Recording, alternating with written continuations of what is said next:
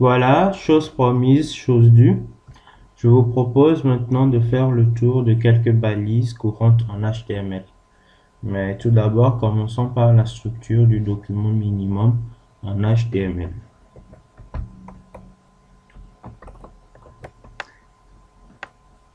Voilà, là je suis sur Notepad++ et bon, je l'ai déjà fait.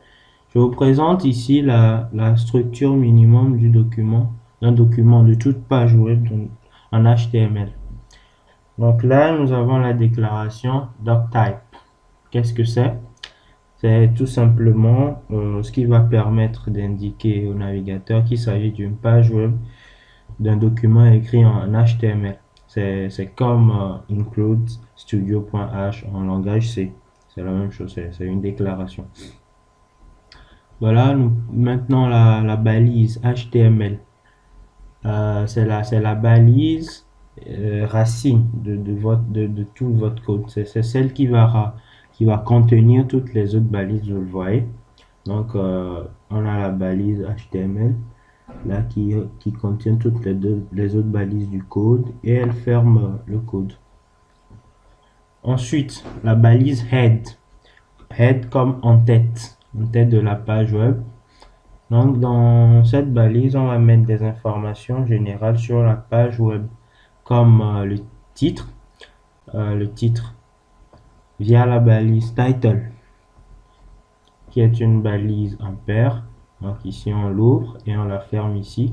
Et à l'intérieur, on met le titre de la page web. Mais attention, ce titre est celui qui sera affiché dans l'onglet de votre navigateur. C'est pas le titre qui sera affiché sur la page web. C'est seulement le titre de l'onglet. Et c'est également par ce titre que via les moteurs de recherche, votre site web, votre page web pourra être trouvée. Donc, il faut choisir succinctement ces mots de façon à englober la thématique dont traite votre page web. Donc, le contenu de votre page web le maximum possible. Donc, dans Head, on indique également l'encodage des caractères par la balise meta. Vous voyez ici l'attribut char7. Qu'est-ce que c'est? Là, j'ai mis UTF-8. Donc, l'UTF-8 d'Unicode, c'est un type d'encodage de caractères. Il en existe plusieurs.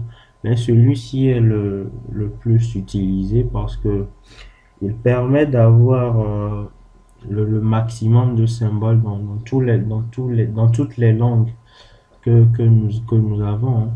Pratiquement toutes les langues.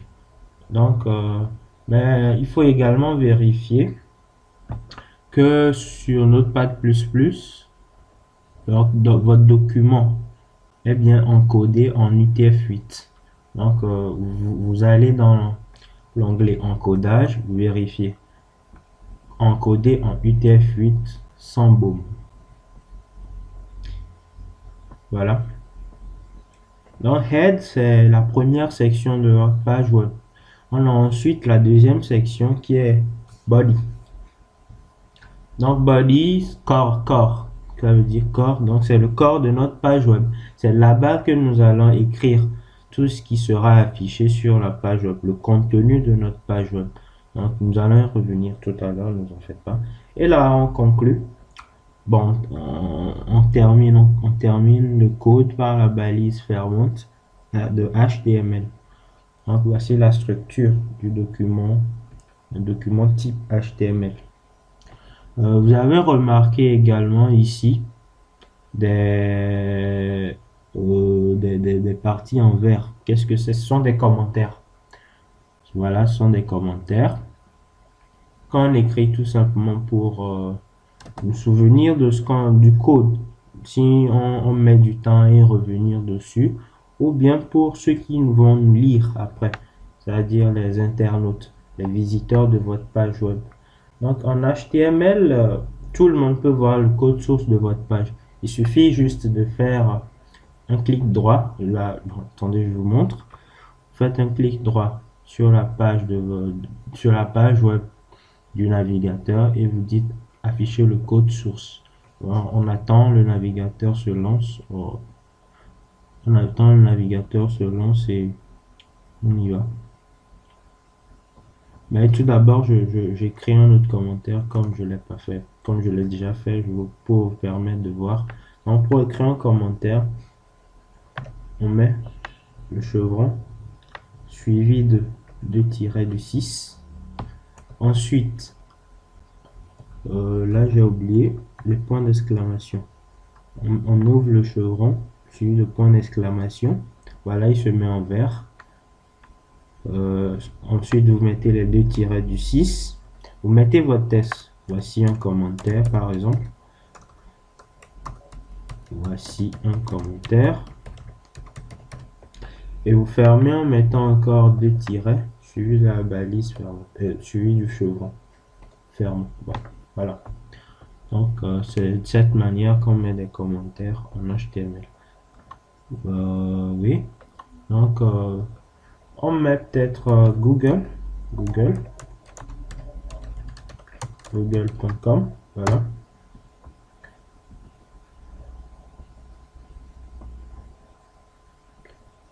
Voilà, la page est chargée. Donc, pour voir ce qui est derrière cette page web, voilà, nous mettons code source de la page, clic droit code source de la page, et il nous affiche le code source en HTML. Bon, je ne vais pas analyser ça, c'est assez complexe quand même, mais c'est juste pour vous montrer. Donc, derrière toute page web, il y a un code, quelque chose de caché, le code HTML que vous pouvez voir. Vous pouvez vous plonger dessus si vous voulez. Voilà. Donc, maintenant, on peut passer aux balises de structuration de texte. Les balises, je reviens à mon PowerPoint. Balises de structuration de texte et de caractères. Donc, on a plusieurs balises de structuration de texte et de caractères. Donc, c'est ce que vous allez mettre dans la partie body. Donc, on commence par les paragraphes P, qui a comme attribut aligne. Aligne qui vous permet de centrer le paragraphe, de le mettre à droite ou bien à gauche. À gauche, c'est le comportement par défaut de cette balise. BR qui nous permet de faire un saut de ligne. Les balises de titre. Donc en HTML, on a 6 niveaux de titre, du plus important au moins important. Donc quand vous mettez, voilà, c'est la balise HN, bon, N pour dire que ça va de 1 à 6. Quand vous mettez H1, c'est le titre du premier niveau, H2, le titre du second niveau, H3, du troisième niveau, etc. Donc, quand vous mettez H1, il sera affiché dans une taille de caractère qui est différente des autres. H2 sera affiché dans une taille qui est encore plus petite que 1, et ainsi de suite. Donc, en HTML, on peut faire également la mise en valeur d'un test, d'une partie de test, de certains mots. Voilà, c'est par les balises M et M. Voilà, c'est une balise en paire. Et elle signifie que le mot que vous indiquez, le mot que vous mettez à l'intérieur, elle signifie que ça a un peu de valeur. Donc le navigateur, en conséquence, il le met en italique. La balise strong, comme fort, donc ça veut dire que le mot a une valeur qui est importante. Donc le navigateur, il le met en gras. Ces balises ne veulent pas dire italique ou bien gras. C'est tout simplement le sens du mot, ce sens que vous voulez donner au mot. Donc le navigateur aurait pu choisir très bien de l'afficher, je sais pas, au lieu de mettre d'italique, il affiche en vert, au lieu de mettre le test entre la balise strong en gras, il peut le mettre en rouge. Voilà. On peut également créer des puces en HTML par des listes à puces, voilà, par la balise UL, ou bien des listes numérotées par la balise OL. Et chaque élément peut être défini par la balise LI. Donc on a d'autres balises, U pour souligner, B pour mettre en gras, voilà, italique, I pour mettre en italique, mettre en indice, sub pour mettre en exposant, agir sur les caractères. Par exemple, la taille par l'attribut size de la balise font. Donc, vous mettez une taille 10, 15, etc. Et les couleurs, donc la couleur des caractères. Ça peut être, en HTML, on a des codes, ça peut être du bleu, du vert, du rouge. Je vais vous montrer ça. Donc, ne tardons plus, je vous montre tout de suite. Et pour finir, la balise HR, qui est une balise orpheline qui permet de faire des sauts de ligne. Pardon, qui nous permet d'insérer une ligne horizontale. Pas une seule ligne, c'est la balise BR. Donc, revenons à Notepad++. Donc, on va mettre dans la balise body. Bonjour. D'abord, on crée un paragraphe. Voilà. On met bonjour et Crastien. Comment allez-vous?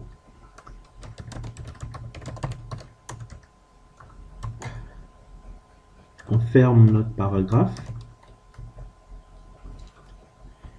On enregistre. Voilà. Puisque c'était déjà un document. Bon, je crée un nouveau document pour vous montrer. Je le crée, je le mets new one. Voilà. Je copie le code ici. Et je le colle dans le nouveau document test. Vous voyez qu'il n'est pas coloré comme l'autre. Tout simplement parce que ici, j'ai pas choisi de coder en HTML. Donc, avec Notepad++, vous avez une multitude de langages dans lesquels vous pouvez coder. Donc, il suffit juste de venir dans l'onglet langage et de choisir dans le langage dans lequel vous voulez coder. Pour coder en C, vous avez C, C++. Pour coder en R, vous avez la R. Donc, nous, c'est le HTML. Donc, on choisit HTML. Et tout de suite, il nous colorie les balises. Voilà. On l'enregistre sous un format .html. Ça, je le souligne encore. Si vous ne l'enregistrez pas sous un format .html, le navigateur ne pourra pas l'interpréter. Il ne va pas le reconnaître. Donc, vous l'enregistrez dans un format .html. Donc, je mets par exemple mon site web. .html. Je le mets sur le bureau. Donc, ça, c'est plus simple. Je l'enregistre. Voilà. Je vais le chercher sur le bureau. Il est là. Et comme je choisis de travailler avec Mozilla Firefox, donc je le mets comme navigateur par défaut. Et je lance tout simplement le fichier là. Et il s'affiche. Donc ça va prendre un peu de temps. Voilà. Bonjour les Crassiens, comment allez-vous? Il me l'affiche. Je reviens au code. Ici, au lieu de mettre le test à gauche, je vais le centrer par exemple à ligne en mettant l'attribut aligne à P, à la balise P paragraphe, aligne égale à center. Donc il faut le mettre toujours en apostrophe. J'enregistre. Je vais dans Mozilla Firefox et j'actualise. Voilà, et mon test est maintenant au centre. Donc, passons rapidement également aux listes. Donc, pour définir une liste, comme j'ai dit tout à l'heure, donc d'abord, tu dois le mettre dans un paragraphe. Parce que en HTML, il existe des balises de type bloc et des balises de type inline. Voilà. Donc, les balises de type bloc, ce sont des balises qui vous permettent de structurer votre page en plusieurs blocs. Le premier, le second, comme la balise P. Voilà. Les balises de titre également sont une balise de type bloc. Structurez votre page en plusieurs blocs. Et d'autres balises qui vous permettent d'écrire dans les blocs. Ce sont les balises là qu'on appelle les balises inline. Donc je mets ici, je vais créer une liste à puces. Donc la balise UL. Donc le premier élément de ma liste à puces, c'est quoi? Je mets par exemple informatique. Informatique. Je ferme ma balise. Voilà. Le second élément, je vais mettre base de données. Je ferme également la balise. Et un troisième élément, statistique. Statistique. Voilà. Et je ferme la balise UL. J'enregistre. J'enregistre. Et j'actualise dans Mozilla Firefox. Voilà, j'ai une liste à puce. Et dans les éléments sont informatique, base de données et statistiques. Je reviens à Notepad++ rapidement. Pour vous montrer la liste numérotée. Donc on change la balise UL par OL. On actualise. On enregistre d'abord. On actualise ici. Et va le numéroter. Voilà. Donc voilà, je pense avoir fait le tour. Bon, là, je vous montre également comment on peut changer la couleur du test. Voilà, par exemple, bonjour les Crastiens ici. Je vais mettre ça en bleu. Donc, je mets la balise font. Voilà, font, color, égal. Donc, le code pour mettre en bleu, c'est quoi? C'est dièse. D'abord, 0, 0, 0, 0, 4, 0, 2F, majuscule. Voilà, je ferme la balise font. La première, la balise montre. Voilà. Je mets bonjour les Crastiens, c'est ce que je vais mettre en bleu. Je ferme la balise font. Voilà. J'enregistre. Je vais dans Mozilla Firefox et j'actualise. Voilà, il me le met en bleu.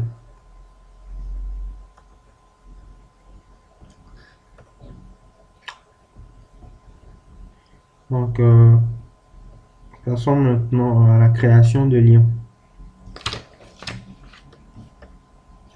Les liens en HTML. Donc, les liens en HTML sont créés par la balise A avec un attribut obligatoire href.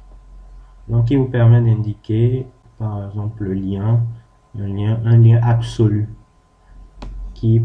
un lien absolu qui est un lien qui est externe à votre site web, un lien vers Google par exemple. Donc revenons, je vous le montre. On revient à Notepad++ et je crée un lien vers Google. Donc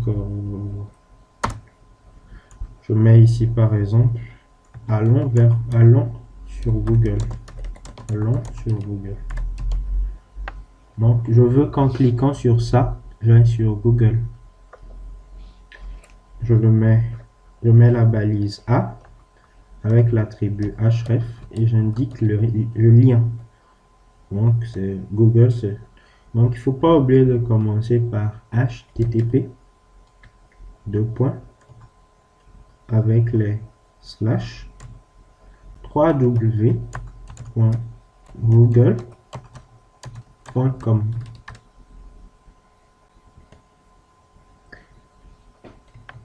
Le chevron. Et je ferme la balise A. J'enregistre. Je vais dans Mozilla Firefox. Allons sur Google. Voilà. Je clique dessus. Il va m'emmener sur Google. Maintenant, ce lien, normalement, j'aurais pu l'ouvrir dans un nouvel onglet ou une nouvelle fenêtre. Donc, il faut le lui spécifier par un autre attribut, target. Donc, vous mettez target égale blanc. Entre guillemets informatique, vous enregistrez. Et je reviens en arrière pour être sur ma page. Je clique maintenant sur Google. Voilà. Mais là, attends, je pense qu'il y a un petit problème. Donc, target égale blanc.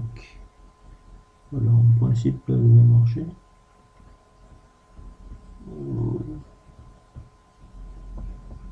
Je le charge à nouveau. Je l'ouvre à nouveau plutôt. Je l'ai mis sur le bureau.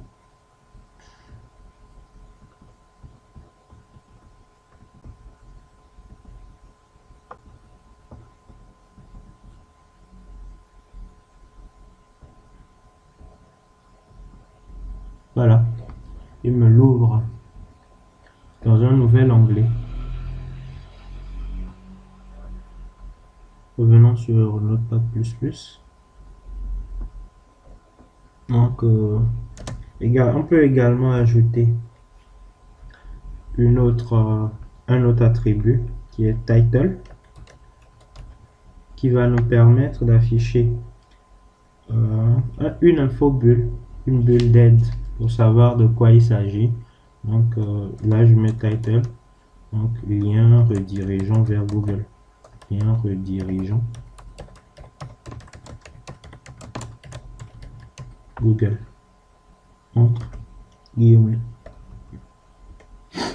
Je l'enregistre.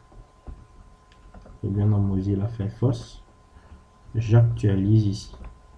Et quand on pointe sur le lien, quand on pointe sur allant sur Google, il nous affiche lien redirigeant vers Google. C'est une infobulle.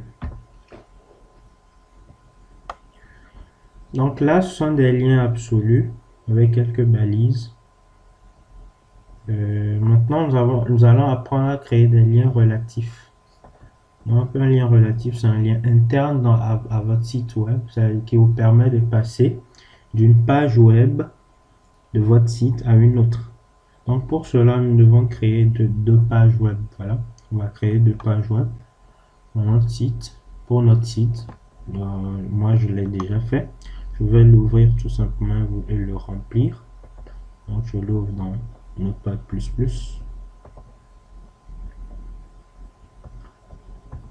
Second également. Voilà. Donc, j'ai la première page sur laquelle j'ai affiché bienvenue sur mon site. Vous êtes sur la première page. Maintenant, je vais mettre un autre test, donc un lien pour vous permettre d'aller sur la page 2. Allons sur la deuxième page. Voilà. Maintenant, c'est le texte. Je crée maintenant les liens. Donc, je vais tout d'abord la balise A avec l'attribut href. Href égale. Donc, j'indique maintenant le chemin de la page, de la deuxième page. Donc là, il n'y a pas de problème. La page 1 et la page 2 sont dans le même dossier. Donc, je mets tout simplement page 2. .html. J'indique l'extension. Sinon, il va pas me chercher, il va pas trouver le document. Donc, href égale la page de .html. Allons sur la deuxième page. Je ferme par la balise fermante. Là, j'enregistre.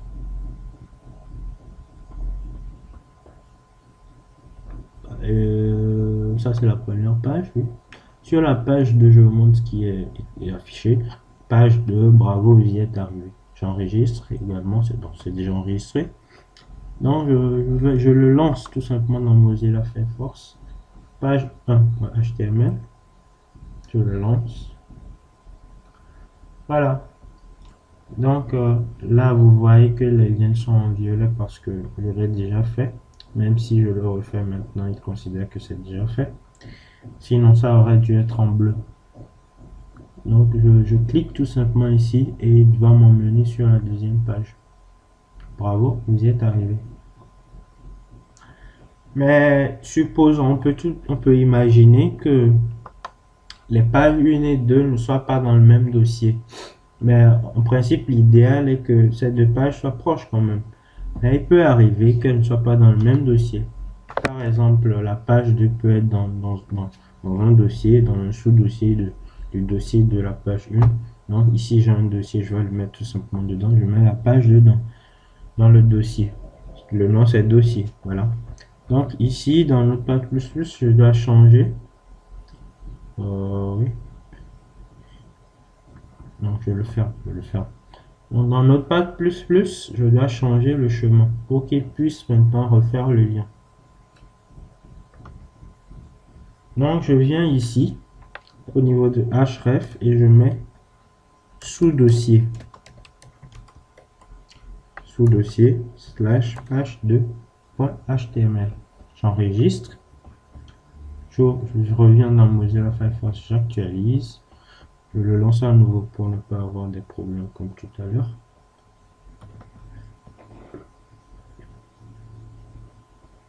Voilà. Voilà un lien nouveau comme je ne l'ai jamais fait. Quand je clique dessus, il va m'emmener tout simplement sur la page de alors là. Qu'est-ce qui se passe? Page 2.html. Ah ouais, j'ai mis sous dossier. Normalement c'est dossier. Dossier. J'enregistre. Je reviens dans Mozilla Firefox. J'actualise.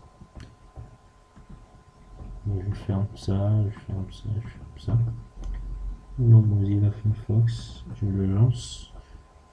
Il s'ouvre. Maintenant, je le cherche. Voilà, je vais sur la page de .html. On peut également supposer que ce soit plutôt la page 1 qui se trouve dans... D'abord, je l'enregistre ici, voilà, c'est fait, je le ferme. On peut supposer que c'est la page 1 qui se trouve dans le dossier. Donc, au lieu de la page 2. Donc là, je garde la page 2 ici et je mets la page 1. Voilà, je mets la page 1 ici dans le dossier. Voilà. Donc, je vais l'ouvrir pour changer le code dans Notepad++. Au lieu de mettre ici, comme c'est un dossier parent, au lieu de mettre dossier là, nous allons mettre 2 points pour indiquer que la page se trouve dans le dossier parent de la page 1. Donc j'enregistre, je reviens dans Mozilla Firefox, j'actualise, je le lance.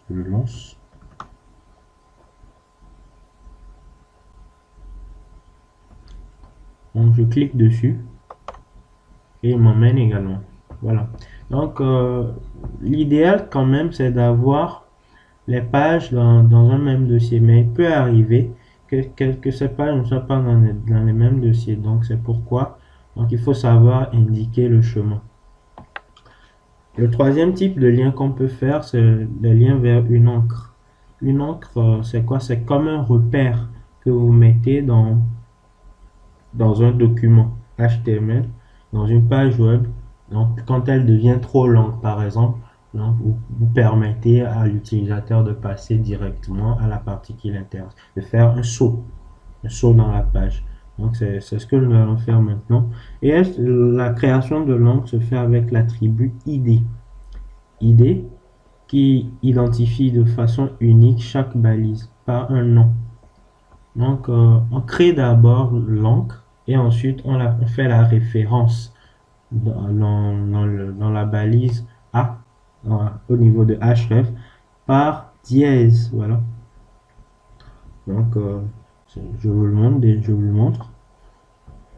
Mais pour ça, il faut que nous ayons quand même un minimum de tests. Donc, je viens dans mon dossier. Donc, j'avais déjà écrit quelque chose de similaire avec beaucoup de tests. C'est encre.html. Voilà. Oh là. C'est plutôt non. Notepad++. Voilà. Donc, voici. Je l'analyse rapidement. Je vérifie que c'est bien codé en HTML. Ouais, ça l'est.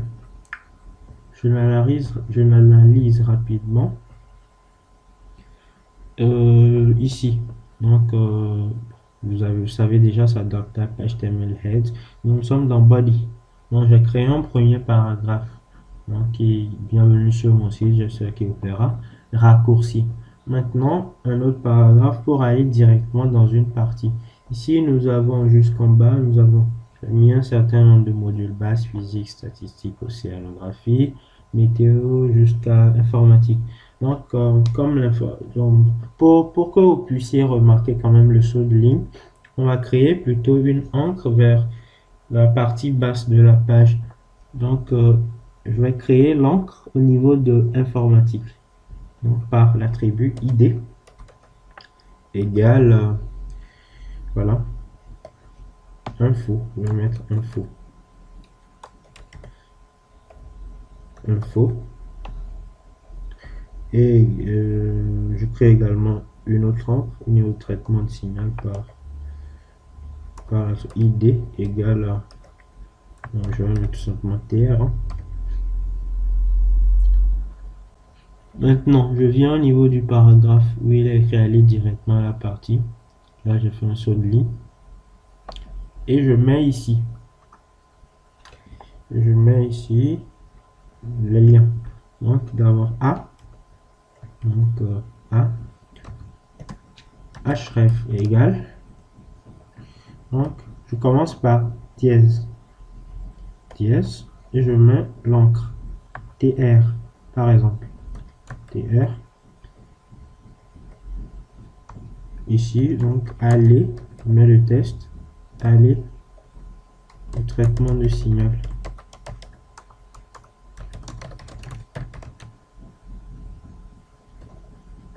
Je ferme ma valise. Voilà. Je la copie. Je copie ça. Ouf. Je la copie et je la colle là. Donc au lieu de mettre ici TR, je mets info. Aller à l'informatique. Aller à la partie informatique.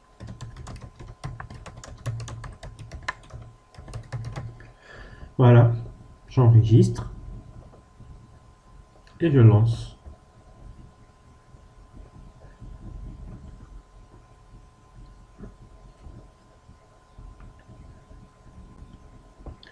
Oh, qu'est-ce qui s'est passé?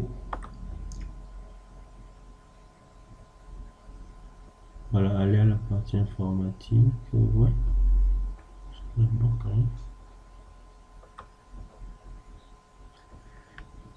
Là, j'ai pas fait de saut de ligne, c'est pourquoi. Oh, saut de ligne. Donc, je remets ici BR. Je remets ici BR. C'est une balise orpheline. Saut de ligne. Donc, après A, je fais un saut de ligne et je remets l'autre ligne.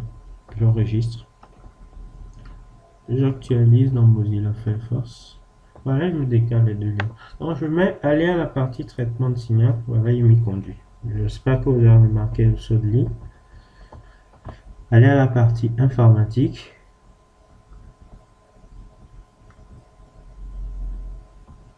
Attention.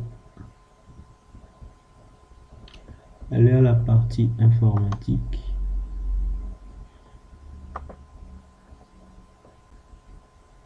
Ah, j'ai pas mis le dièse, voilà. Et il pensait que ce sont des erreurs qui pouvaient arriver, vous m'en excusez. Donc il pensait que c'était un fichier. Donc j'enregistre, j'actualise encore le Mozilla Firefox. Donc c'est mieux que je le relance. Donc .html.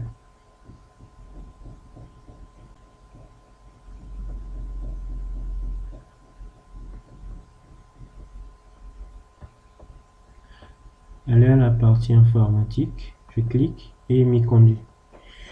Donc voilà. On peut créer également des encres, on peut faire également un lien vers une encre qui se trouve dans une autre page. Donc je vous montre ça également rapidement. Donc je suis sur la page 1 ici. Donc, au lieu de mettre page de .html, je vais mettre quoi? Je vais mettre le lien vers l'encre qui se trouve sur la page encre. Donc, je mets encre.html dièse, je mets info. Donc, il va chercher la page. Il va chercher la page encre et va aller directement à la partie info. J'actualise. Page 1. Page 1. Je le lance directement. Il se trouve ici. Je le... Pour éviter tout problème. Donc, je le remets dans le dossier là. Le dossier avec la page encre. J'aurais pu quand même indiquer. Donc, 2 points pour qu'il aille chercher dans le dossier parent. Donc, mais je vous l'ai montré tout à l'heure. Donc, en principe, il n'y a plus de problème. Donc, je lance la page 1.html. Allons sur la deuxième page. D'accord.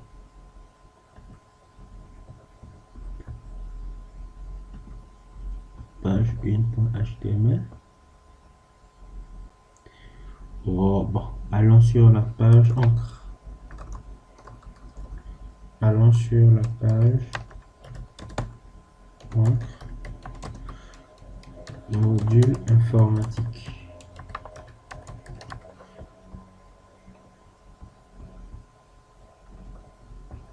Je l'enregistre, c'est fait.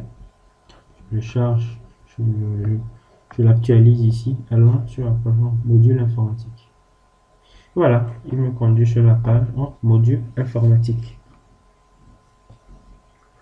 Donc, des exemples d'utilisation de liens rapidement. Donc, on peut faire un lien pour, par exemple, télécharger un fichier. Donc, c'est ce que j'ai fait tout à l'heure par mégarde. J'ai dans mon dossier site web un fichier zip, info.zip. Donc, je vais le mettre tout simplement ici, info.zip. Et il va télécharger le fichier. Il va le mettre en télécharge. Télécharger le fichier. Info.zip.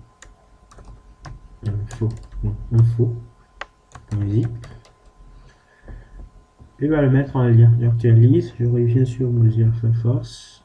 J'actualise ici. Je le lance.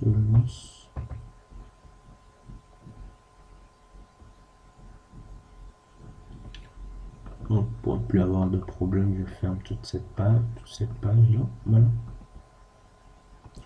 Bienvenue sur mon site. Vous êtes sur la première page. Téléchargez le fichier info.zip. Donc, je fais ça.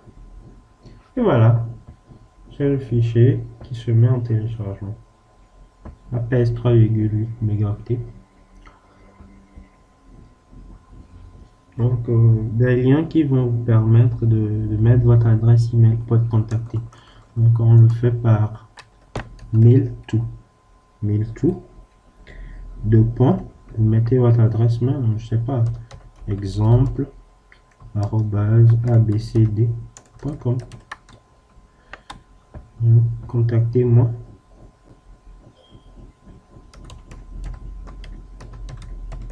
Contactez-moi. J'enregistre. Mozilla. Actualise. Contactez-moi. Et il va s'ouvrir avec votre logiciel de courrier par défaut. Voilà, chez moi, je suis sur Windows 10. Il me l'ouvre avec l'application courrier. Je ferme tout cela. Voilà, et voilà, c'est tout pour les liens. Donc, vous êtes capable maintenant de créer des liens.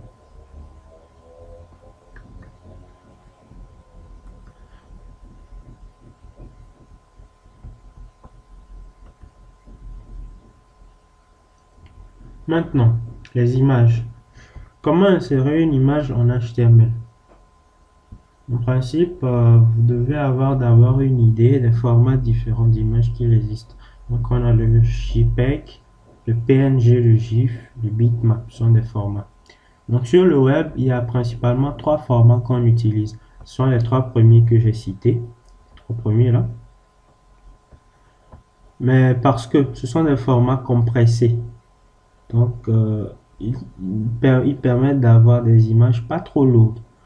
Donc, sur le web, il est recommandé d'éviter les formats non compressés comme le bitmap. Ce sont des formats trop lourds, trop volumineux, qui feront que, d'abord, l'image sera très lourde à être téléchargée. Et quand un visiteur voudra consulter, par exemple, la page web, donc ça mettra beaucoup de temps à être chargé. Des fois, vous remarquez que le texte vient après les images. Donc, c'est à cause de la taille des images. C'est vraiment un ennemi du web. Et c'est quelque chose qui peut décourager les impatients, hein. Voilà. Donc, chaque format d'image est adapté. Pour des photos, utilisez le format JPEG. Pour des logos, le format PNG. Pour des images animées, utilisez le format GIF. Pardon. Donc, la balise qui nous permet d'insérer des images en HTML, c'est la balise orpheline IMG. Elle a deux attributs obligatoires, SRC qui permet d'insérer le chemin de votre image, et la balise alt. Alt, c'est un test alternatif. Donc, c'est le test qui sera affiché quand votre image ne se chargera pas, ou bien c'est le test qui sera affiché sur le navigateur des personnes non-voyantes.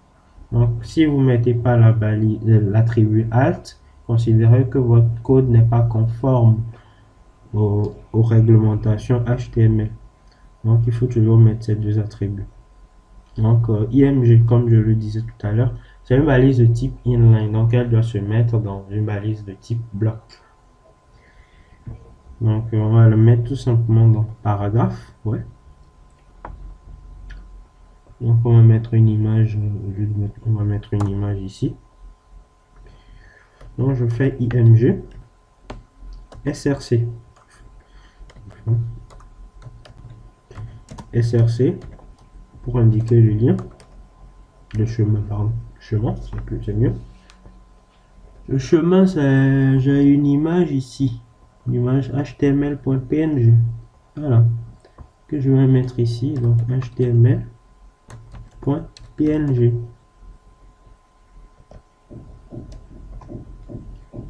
Alt, test alternatif, égal par exemple, quoi que je peux mettre, logo HTML. Je vous apprends également un autre attribut. Donc, il s'agit de l'attribut title. Donc, elle va nous permettre, comme tout à l'heure, de faire une infobulle. Title égale ici. Voici un logo HTML. Voilà. Pourquoi ça? Voici un logo. Voici un logo HTML5. C'est bien. Pour éviter tout problème. Et je ferme. Comme c'est une balise orpheline. J'enregistre. Je reviens dans Mozilla Firefox et j'actualise. Et voilà. J'ai mon image, mon logo HTML5 qui est affiché. Et si je pointe dessus, je devrais avoir une infobulle.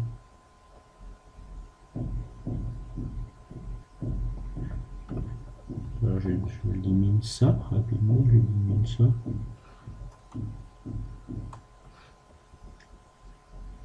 Oh, j'ai pas fermé ça, voilà. Voilà, donc, je vais fermer ça. Logo HTML title égale voici un logo HTML5. J'enregistre. J'actualise dans Firefox. Voilà, voici mon infobulle, voici un logo HTML5. Donc, on peut faire également des images cliquables. Donc, c'est-à-dire des images qui comportent un lien. Au lieu de mettre donc tout simplement IMG, je rajoute attribut A, la balise A, en faisant href, un lien de redirection vers Google, http www.google.com. Je mets blanc, je mets target égale blanc.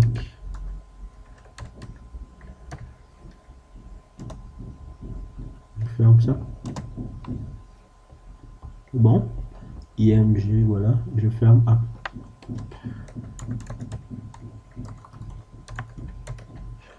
J'enregistre.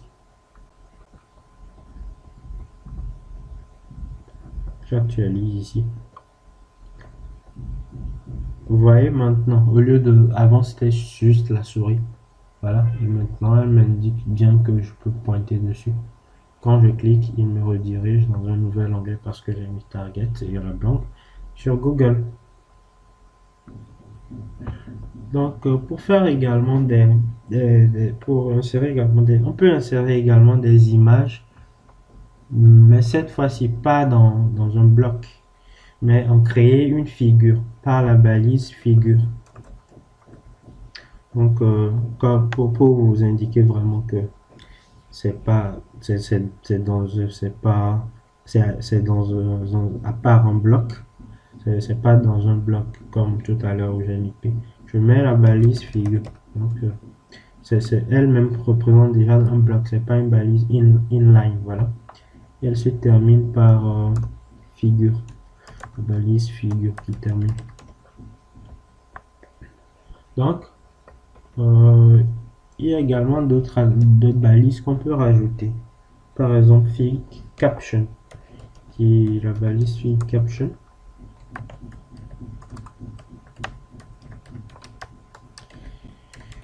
Elle va nous permettre d'indiquer une légende de notre figure. Ferme par fig caption. Voilà, on enregistre tout cela, enregistre. Et donc, j'actualise ici. Apparemment, vous avez constaté que la légende, hein, voilà. C'est plus une image insérée dans un paragraphe, mais c'est devenu une figure. Et c'est tout également pour les images, hein. Passons maintenant aux arrière-plans, rapidement aux arrière-plans. Donc, on peut apprendre également à modifier l'arrière-plan de sa page web en introduisant à la balise body quelques attributs, par exemple BG color. Donc, on va mettre, au lieu de mettre du bleu, non, on va mettre du vert. Le code du vert c'est 00 FF 00. Donc voilà, BG color. Donc on peut changer également la couleur du test. Quand je vais le mettre en vert, heureusement c'est du vert, le noir pourra apparaître dessus, mais si c'est par exemple du noir, donc il faudra mettre le test en blanc. Donc vous pouvez mettre le test et changer également la couleur. Donc le lien, changer la couleur des liens, ça se fait également. Donc l'attribut vlink pour changer la couleur d'un lien déjà visité. Donc par défaut c'est du violet. Et alink pour changer la couleur d'un lien toujours actif, par défaut c'est du bleu. Mais sachez également qu'on peut faire tout cela en CSS. Donc juste pour vous montrer ici, j'enregistre, j'actualise en Firefox et l'arrière-plan se transforme en vert. C'est du vert bien vif, hein? Donc au lieu de mettre des couleurs comme arrière-plan, on peut mettre une image. Donc dans mon dossier site web, j'ai une image paper.gif que je vais mettre tout simplement grâce à l'attribut background. Et j'indique le lien, le chemin de l'image que je vais mettre en arrière-plan, paper.gif. J'enregistre, Je reviens dans Firefox, j'actualise et me le met en arrière-plan. Voilà, en mosaïque, en mosaïque. Donc c'est une petite image qui a combiné et me l'a mis en mosaïque. Et pour finir, les balises, la liste des balises les plus courantes en HTML, on va voir comment créer des tableaux. Donc, pour créer un tableau en HTML, on utilise la balise table. C'est une balise de type bloc. Donc, on peut l'insérer directement ici. Attendez, j'ai déjà créé un tableau. Donc, je vous le montre, je le commente tout simplement. Tableau. Voilà.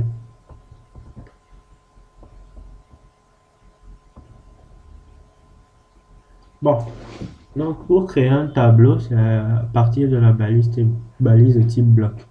Donc, on rajoute d'autres balises comme caption. Caption, c'était la légende de la figure. Ici, c'est le titre du tableau qui est par défaut en haut. Voilà. La balise TR pour insérer une ligne dans le tableau. Insérer une ligne, c'est un ensemble de cellules. TH pour comme head en tête, comme pour insérer les cellules d'en-tête.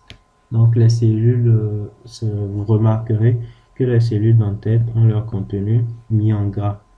Et TD pour insérer des cellules de données. Donc on peut rajouter plusieurs attributs à ces tableaux, à ces balises, plusieurs attributs par exemple la balise table. Donc choisir de l'aligner à gauche, à droite, au centre. Donc la couleur de l'arrière-plan par BG Color qu'on vient de voir également. La couleur des bordures, border color. Et width, la largeur, height, la hauteur. Il faut l'introduire, ce sont des pourcentages. Et border. Donc là, c'est particulièrement important parce que si vous la mettez par défaut, c'est 0. Et si vous ne changez pas cette valeur par défaut, votre tableau n'aura pas de bordure, tout simplement. Donc, et pour les cellules, on a d'autres attributs. On peut mettre à ligne pour disposer horizontalement le contenu des cellules. Donc, de la gauche, la droite, le centre. V à ligne pour disposer verticalement. Donc le contenu des cellules, soit il le met en haut, au milieu ou en bas. Row span. Donc il fusionne les cellules adjacentes sur les lignes. Et col span, il fusionne les cellules adjacentes sur les colonnes. Donc rapidement, je vous montre tout cela. Donc ici, j'ai une table. Voilà. Donc j'ai créé une bordure. D'abord, je l'enlève, je reviens après. Donc caption, pour mettre le titre du tableau, il va se mettre en haut.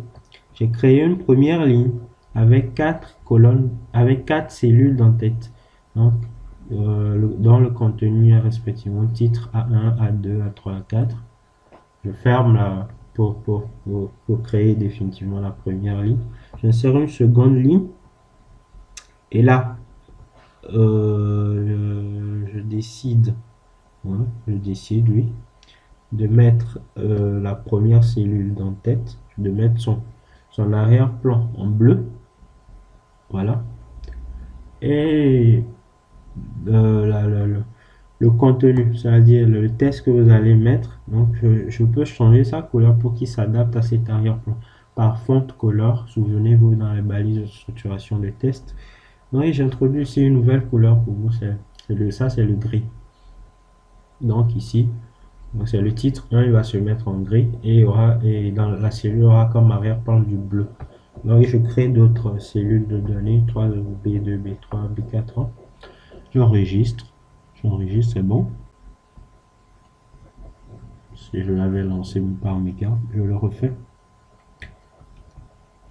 Tableau. Voilà, il se lance. Si je décide de supprimer le border ici, vous allez voir que le tableau créé n'aura plus de bordure. Il sera sans bordure. Voilà. Donc il faut le mettre. Je vais essayer également de fusionner tout cela pour mettre ici par un seul titre. Donc sur la première ligne, donc TR, sur la première ligne, je vais supprimer tout ça. Je vais mettre, donc je fusionne sur les colonnes. Donc je mets col span égale 3. Col span égale 3. 4, 4 sur ces 4 cellules en bas pour qu'elles soient bien disposées. Col span égale 4. J'enregistre. Alors, non, voilà, c'est ici. Col span égale à 4. J'enregistre. Je viens ici. Enfin, je le lance. Titre 1, voilà. Donc j'ai fusionné. Je fusionne ici les 4 cellules sur les colonnes, la première, la deuxième, la troisième et la quatrième. Donc je pense avoir fait le tour, hein. Le tour des balises utilisées en HTML. Donc vous avez maintenant le bagage nécessaire pour pouvoir approfondir. Mais avant de conclure, j'aimerais vous montrer donc une page web. Ce qu'on peut faire avec du HTML, une page web écrite tout simplement en HTML. Donc tout ce que je vous ai raconté, que ce soit dans la première partie de la vidéo ou bien dans la seconde, je l'avais rédigé. Donc j'ai essayé de constituer une page web. Là, je vous la présente ici.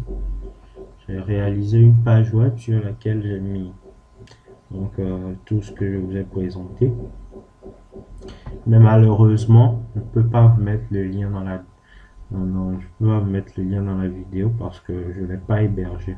Donc il faut payer pour cela, il faut trouver un hébergeur, le payer pour qu'il mette votre site et pour qu'il devienne accessible de tous. Donc voilà, la page que j'ai créée tout simplement en HTML. Donc vous voyez que bon, c'est vrai, on a essayé un peu de la designer, mais ce design aurait pu être meilleur avec du CSS. HTML, il n'est vraiment pas complet. HTML, c'est la base du web, mais il n'est vraiment pas complet sans le CSS. Et si vous voulez créer des sites en couper le souffle, vraiment, il va falloir vous plonger en CSS et dans les scripts de programmation. Je le rappelle, JavaScript, Python, PHP. Donc, vous avez du travail à faire quand même. Donc, et voilà, ce tutoriel prend fin. J'espère vous avoir appris des choses. J'espère que vous avez aimé. Donc, si vous avez aimé, n'oubliez pas de mettre en bas un petit like. Et si vous avez des remarques, indiquez-le en commentaire. Voilà. Et merci. À la prochaine.